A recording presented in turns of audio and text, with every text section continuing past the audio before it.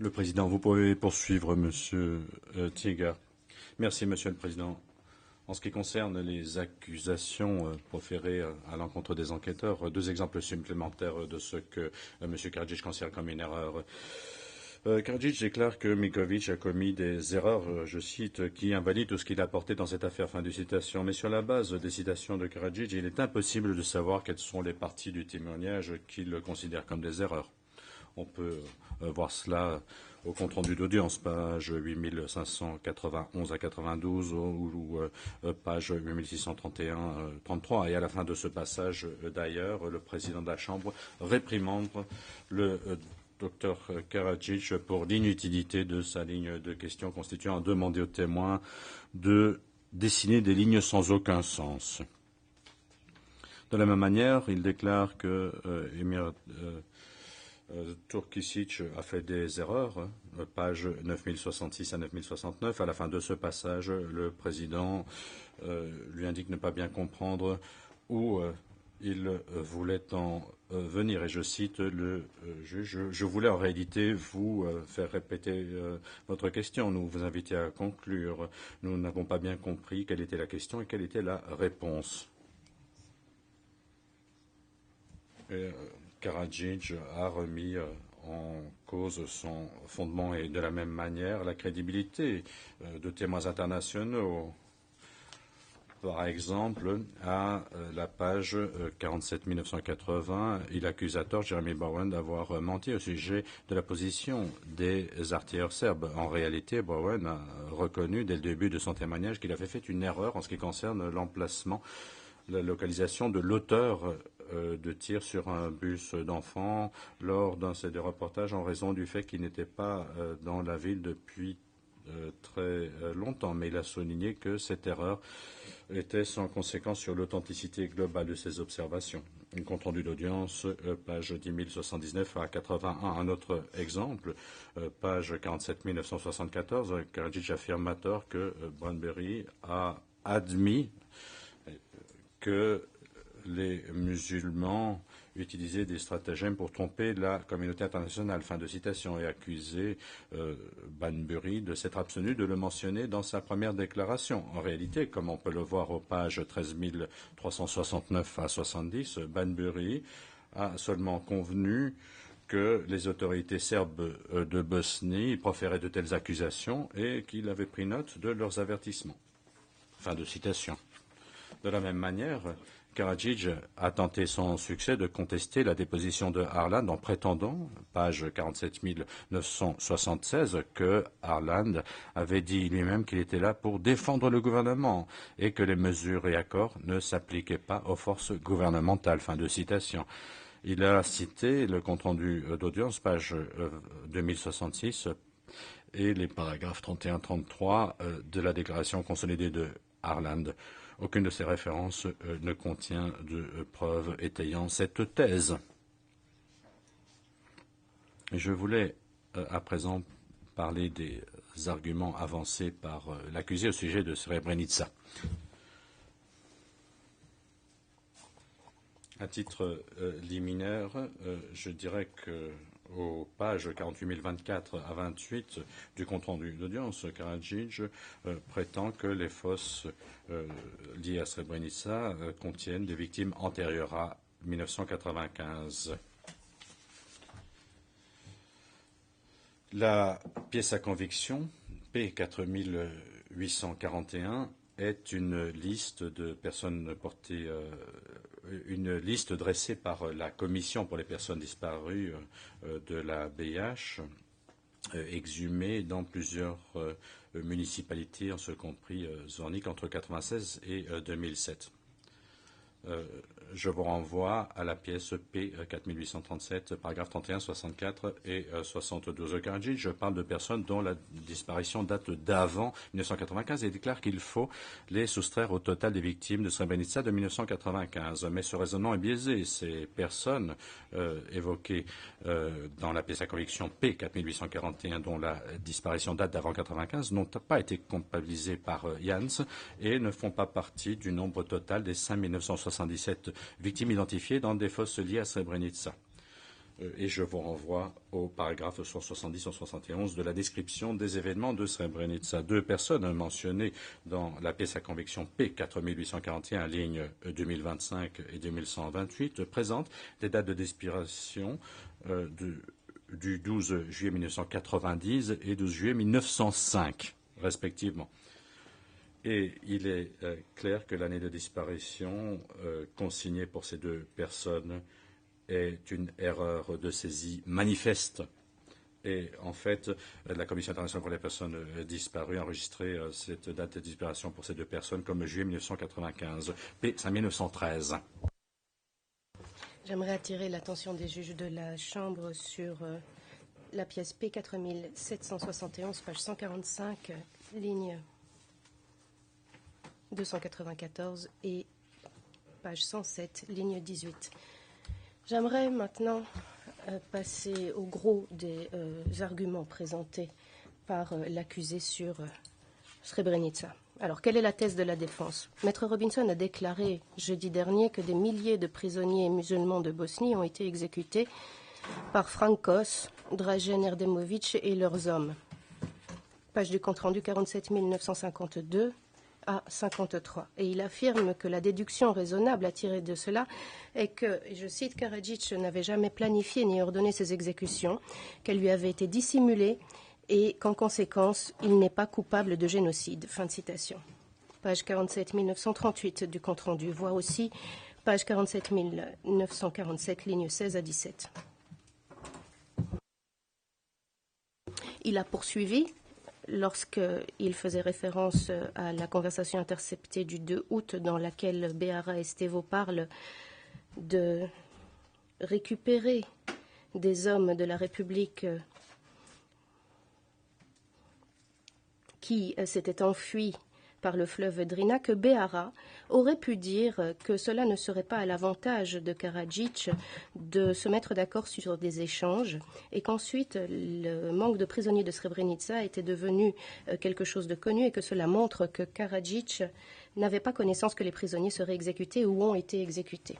Et Maître Robinson ajoute, et je cite, « Il y avait des raisons justifiant que les personnes dans la VRS aient dissimulé les exécutions au président Karadzic. » Fin de citation, page 47 947. Il semble que Maître Robinson avance que Beara et la VRS étaient en train de dissimuler les exécutions à Karadzic.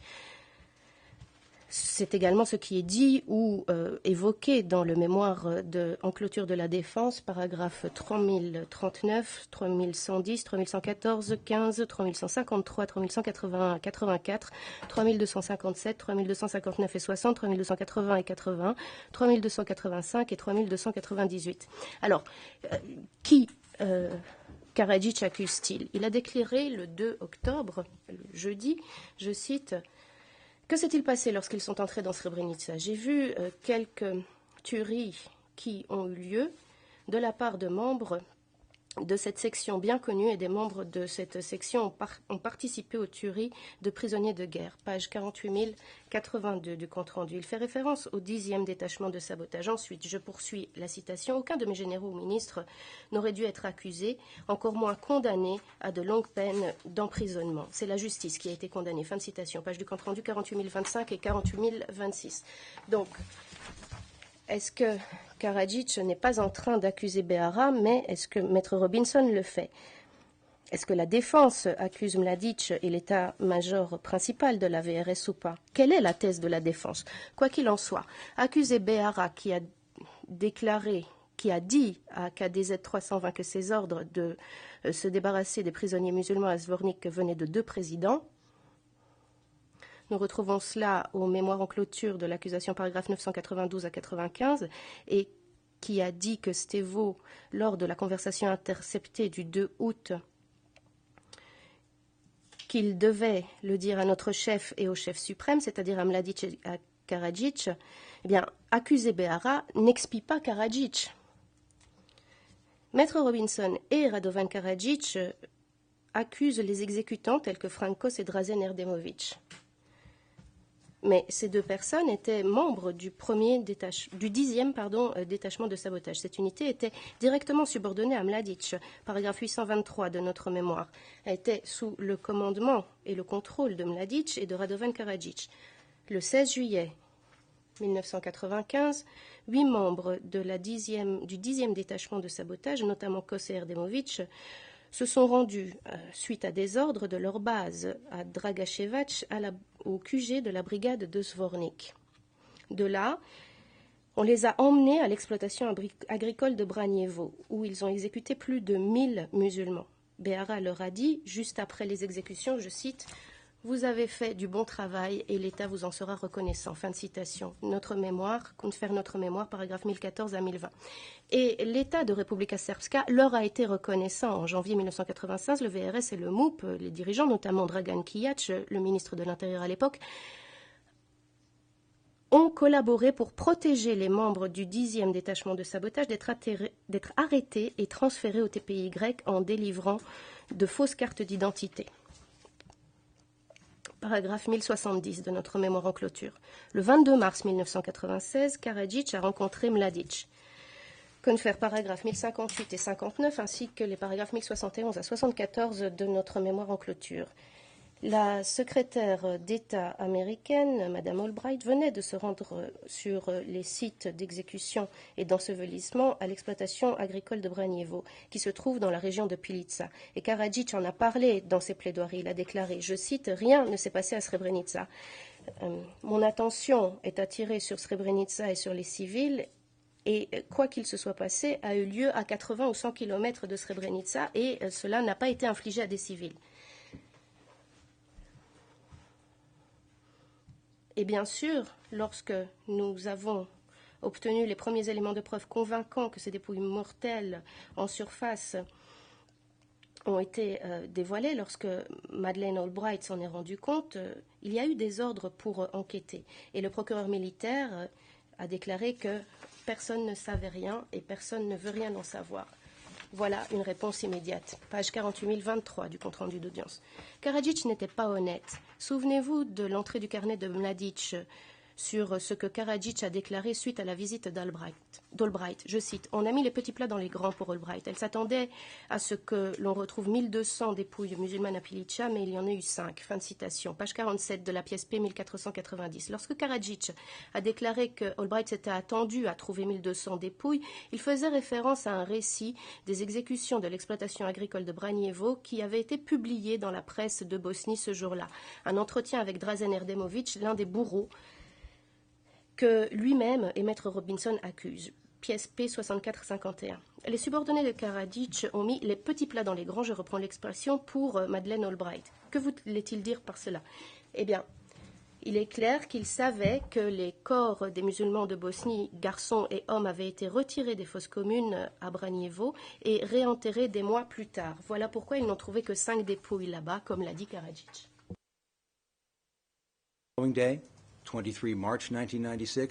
Le lendemain, le 23 mars 1996, Karadzic a ordonné à la VRS, l'état-major et au MUP de mettre en place, et je cite, une commission experte mixte de 3 membres chacun afin d'enquêter complètement et de déterminer les faits concernant la découverte présumée de 2 corps décomposés sur les lieux des premiers combats avec les musulmans dans le secteur de Pilica, municipalité de Zvornik. Fin de citation, P 3163, P 68.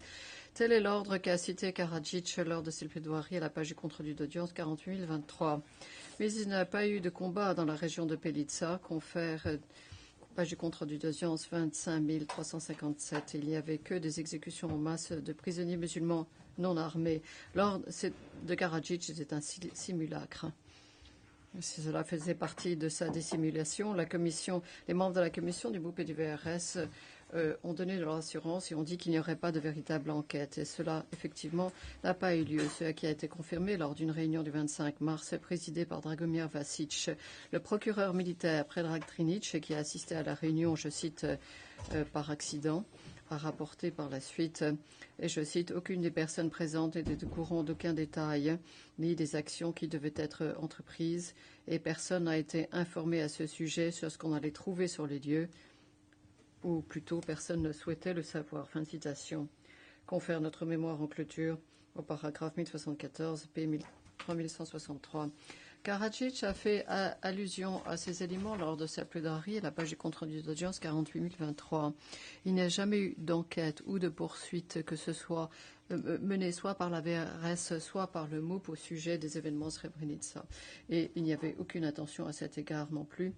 Paragraphe 1054 de notre mémoire. Je vous renvoie également au paragraphe 1075 de notre mémoire en clôture et vous rappelle l'ordre de Karadzic du 1er avril 1996 aux fins de diligenter une autre enquête qui ne devait pas avoir lieu non plus et des événements afférents à cela. Dans la composante de Srebrenica, comme dans les autres aspects de l'espèce, la défense souhaite que vous abordiez les différents éléments de façon isolée, détaché ainsi de l'ensemble des éléments de preuve. Un des seuls faits, je cite, sur lequel a attiré votre attention M. Robinson la semaine dernière. Fait. Le docteur Karadzic a parlé avec Miroslav Deronic le 13 juillet à 21h10. Deronic l'a informé qu'ils en avaient 2000 et qu'il y en aurait davantage pendant la nuit. Le docteur Karadzic a dit que toutes les marchandises devaient être placées dans les entrepôts avant midi demain, non pas dans les entrepôts là, mais ailleurs. Deronic a dit qu'il avait compris. Peter Robinson a poursuivi en disant qu'une déduction raisonnable consisterait à dire que Karadzic faisait référence à l'envoi des prisonniers à Batkovic et non pas à Zvornik, où ils avaient été emmenés pour être tués. Peter Robinson a demandé de façon rhétorique comment aurait-il pu comprendre que les prisonniers devaient se rendre à Zvornik et Batkovic était l'endroit probable au vu de la déposition de Milenkovic et Todorovic, à savoir qu'ils avaient reçu des instructions à un moment donné de préparer la prison de Batkovic pour accueillir les prisonniers de Srebrenica. Mais attachons ou lions l'ensemble des éléments de preuve au fait extraordinaire que Karadzic a dit à Deronic que toutes les marchandises devaient être placées dans les entrepôts avant midi demain, et non pas là, mais ailleurs. Fait. Au moment de cet appel, Mladic avait donné un ordre pour que les hommes musulmans de Bosnie soient emmenés à Zvornik pour y être tués. Paragraphe 955 à 966 de notre mémoire en clôture. Fait. Deronic a dit à Berra que sur les instructions de Karadzic, les hommes musulmans devaient être transportés à Zvornik. Paragraphe 965 de notre mémoire en clôture. Fait. À 19h. À cette réunion, la seule question qui a été abordée était de savoir où, et non pas si, les prisonniers devaient être tués. À la réunion où Deronic a parlé à Behara. Dans notre mémoire en culture, note en bas de page 3495. Fait. À 19h, les préparatifs avaient commencé pour accueillir des milliers de prisonniers qui avaient été transportés à Zvornik pour y être abattus. Paragraphe 956 à 957 de notre mémoire confidentielle. Fait. La déposition de Dorovic, à savoir qu'il avait reçu des instructions de Tolémir pour préparer le pas de Batkovic. Et ensuite, Tolémir lui a dit de cesser les préparatifs. Notre mémoire en clôture, note en bas de page 3488. Il est tout à fait clair que le commandant suprême donnait des instructions à ses subordonnés pour leur dire ce qu'ils avaient à faire. Lors de cet entretien téléphonique, il leur a expliqué ce qu'il fallait faire et il est clair que cela a été fait. La déduction raisonnable telle que présentée par la défense consiste à dire que chaque institution de l'État, que ce soit l'armée, la police ou les autorités civiles, ont ignoré les instructions du commandement suprême et ont ensuite œuvrer dans le sens d'une conspiration ou du silence généreuse pour s'assurer que personne ne lui en parle, y compris son commissaire de confiance. J'ai parlé plutôt du contraste qui existait entre la condamnation de Maître Robinson de Behara et d'autres membres de la VRS et de soutien qu'a recueilli le docteur Karadzic pour, je cite, mes généraux. Karadzic sait qu'il ne peut accepter la réalité de Srebrenica et de ce qui est arrivé aux musulmans aux mains de la VRS parce que cela le condamne.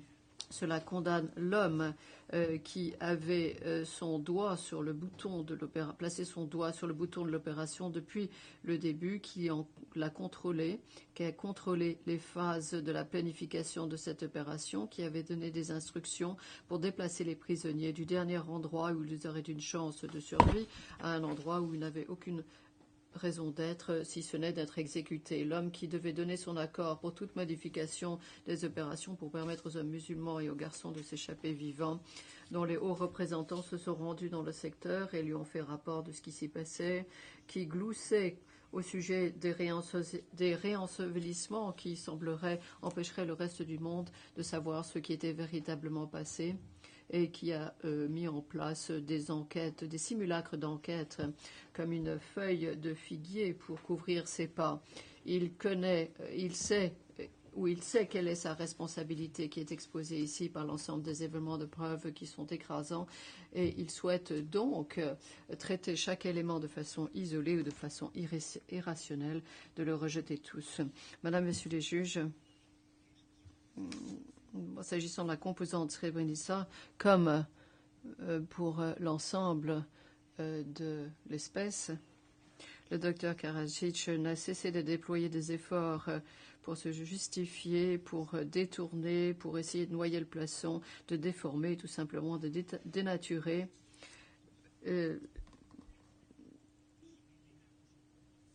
tout cela qui a trouvé les expressions dans les arguments que nous venons d'aborder.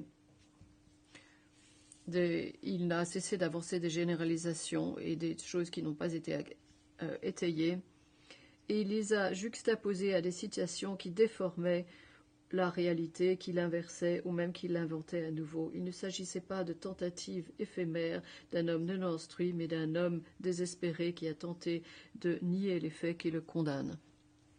Ces faits révèle au-delà de tout doute raisonnable sa culpabilité au titre de tous les chefs de l'acte d'accusation. Monsieur le Président, ceci conclut mes arguments, à l'exception de la question qui reste en suspens des juges de la Chambre au sujet du chef 7. Les juges de la Chambre ont posé une question au sujet de l'expulsion à l'égard des municipalités et la commission au titre du mens rea de l'élément moral dont était animé l'accusé. Je souhaite maintenant parler du chef 7 et qui précise au paragraphe 68 qu'il y a la commission d'expulsion de transfert forcé des municipalités. Ces municipalités sont décrites au chef 3 au paragraphe 48 et comme le savent les juges de la Chambre. Et dans la mesure où s'agissant de l'élément moral, le transfert forcé constitue le déplacement forcé de personnes qui peut avoir lieu au sein de frontières nationales. Confère l'arrêt dans l'affaire Stakic au paragraphe 317, alors que le crime d'expulsion exige le déplacement de personnes au-delà d'une frontière, que ce soit une frontière de jure ou le déplacement ou le passage d'une frontière de facto, et cela est déterminé en fonction de chaque cas et en fonction des circonstances. Pour ce qui est du mens rea, dans le cas de figure des transferts forcés, ou des déplacements forcés, étant donné que la destination, au final, ne constitue pas une partie de l'élément du mens rea, il est procédé à la détermination du mens rea partant de l'intention de déplacer à titre forcé des individus. Dans le cas de ces déplacements, il s'agit de déplacements de l'autre côté de la frontière et l'élément du mens rea doit englober cet élément-là. Et l'accusation se doit de déterminer que l'accusé avait eu l'intention de déplacer une personne au-delà d'une frontière de facto ou de jure. Le Président, mais est-ce que vous ne pouvez pas nous identifier les événements concrets qui lui sont reprochés en guise de déplacement dans les municipalités mentionnées? Monsieur Tiger, bien, il y en a plusieurs qui me viennent à l'esprit. Par exemple, la population de Bosanski Novi, si mes souvenirs sont bons, a été déplacée. Oui, tout d'abord, je voudrais revenir un peu en arrière pour avoir une approche plus vaste, plus générale. Dans tous les cas de figure, les déplacements forcés avait eu pour objectif de faire en sorte que les musulmans et les croates soient déplacés hors de la République Srpska, au-delà des frontières de facto. C'était cela la substantifique moelle de ce qui avait été fait, le président. Mais par exemple, je vais poser les choses en termes simples. Si nous ne trouvons pas d'éléments de preuve pour ce qui est de déplacement effectué au sujet d'une municipalité concrète, l'accusation, mais je m'excuse, la question est celle de savoir s'il y a eu un déplacement du tout, le président. La question est celle de savoir si l'accusé doit être exonéré ou acquitté au sujet de ce chef d'accusation. Non, parce que vous avez fait référence à quelques 20 ou 19 municipalités dans l'ensemble. Le président, bon, on va en rester là. Je vais consulter mes collègues à ce titre.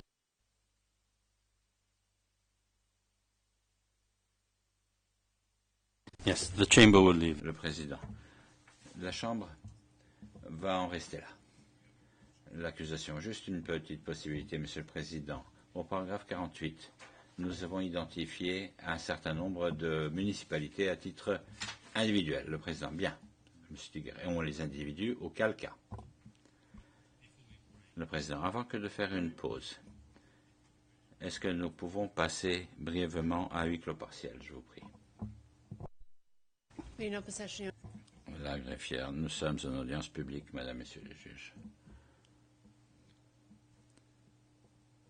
Le Président. Je suppose qu'une pause d'une heure suffira. Monsieur Robinson. Oui, Monsieur le Président. Le Président. Nous allons reprendre donc à midi. Bon. Rice, oui, vous l'avez.